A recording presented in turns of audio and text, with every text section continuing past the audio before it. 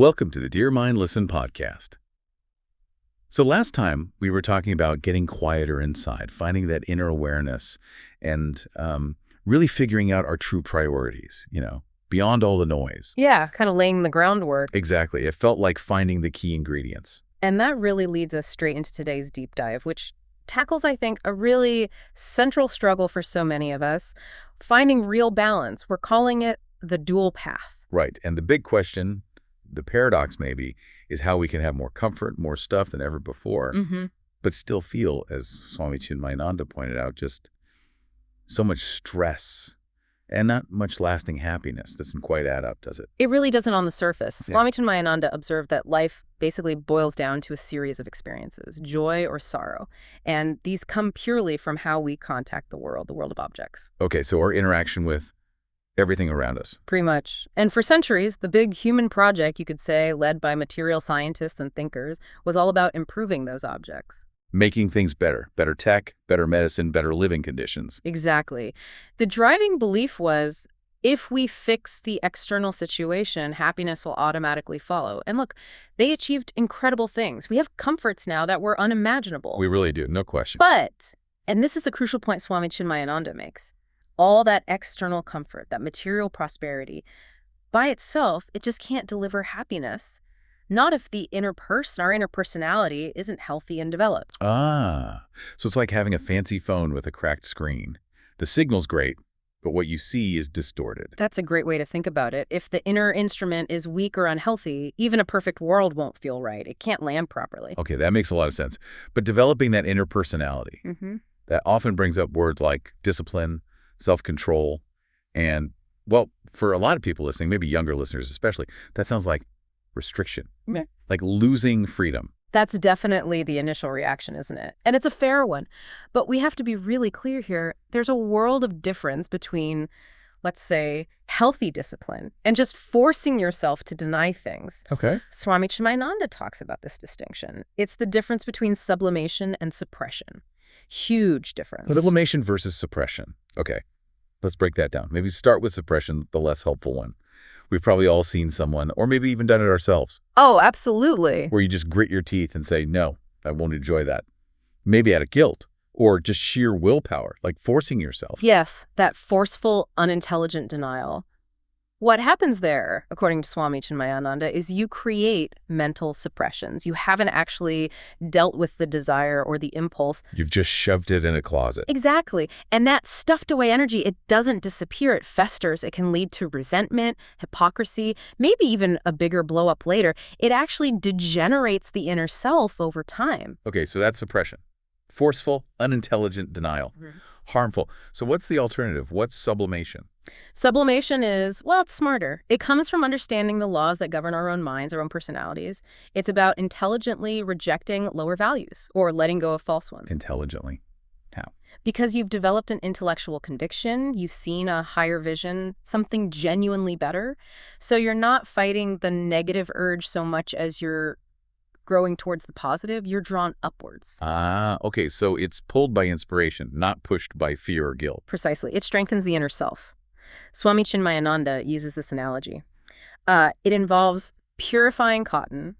Imagine raw cotton full of dirt and bits, right? Okay, like our minds with negative thoughts or tendencies. Exactly. And to purify it, you don't just pick out every single bit of dirt. You card it, you comb it, beat it gently. Right. And what happens is the light, pure cotton fibers naturally separate and rise, while the heavier impurities, the dirt, just get left behind, they fall away. So by focusing on cultivating the good stuff, the higher values, Through understanding and conviction. the negative stuff just sort of loses its grip. It gets left behind automatically. That's the idea of sublimation. Your mind learns to soar to higher thoughts, and the lower stuff just can't keep up. It strengthens you. Suppression weakens you. That distinction feels really key. And it sounds like this inner work, choosing sublimation, prepares us for the choices we face constantly. Absolutely. Which leads us straight to this core Vedantic teaching, the dual path.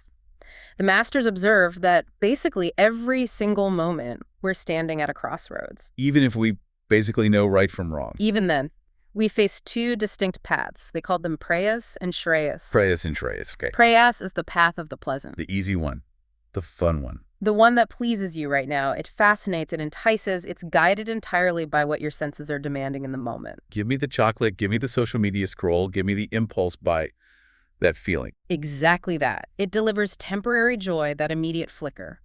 But the catch, Swami Chinmayananda, is clear. It always ends in disappointment and sorrow later. It's the path of devolution, going backwards. And let's be honest, it's the path most people take most of the time, isn't it? It's got that strong pull. It's the path of least resistance, biologically almost. Now, contrast that with Shreyas. Shreyas, the path of the good. The path of the good, yes.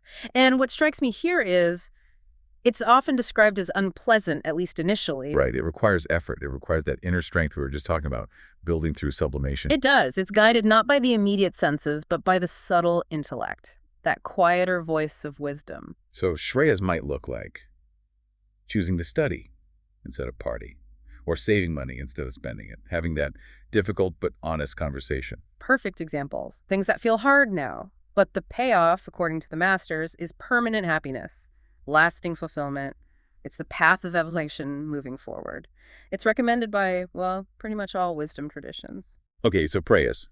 Pleasant now, painful later. Shreyas. Painful now, pleasant later. But our brains seem wired for the pleasant now. That immediate reward is powerful.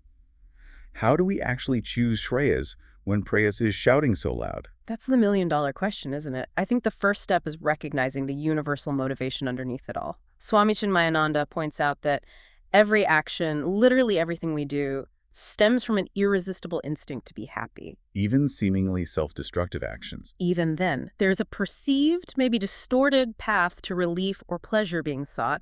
Like he says, even a worm crawling in refuse is seeking its version of contentment. Happiness is the goal, always. Okay, so the choice isn't really between happiness and unhappiness. No, it's between two kinds of results from our efforts to find happiness. The ancient rishis saw this clearly.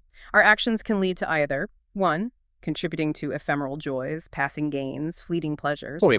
Or 2, leading to immortal bliss, deep, lasting fulfillment that comes from self-nurturing, self-purification. Shreyas. And you see the difference in the kinds of people these paths create. How so? Well, someone consistently choosing Prayas, the immediate flicker of joy, is often described as weak-minded in this context.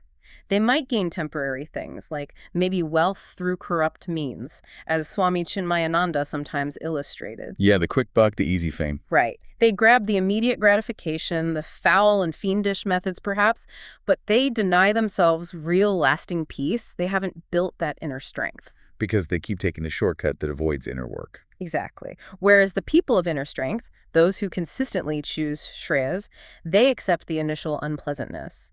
They might face material hardship or just the difficulty of discipline. They choose integrity over the easy lie, patience over the quick fix. Yes.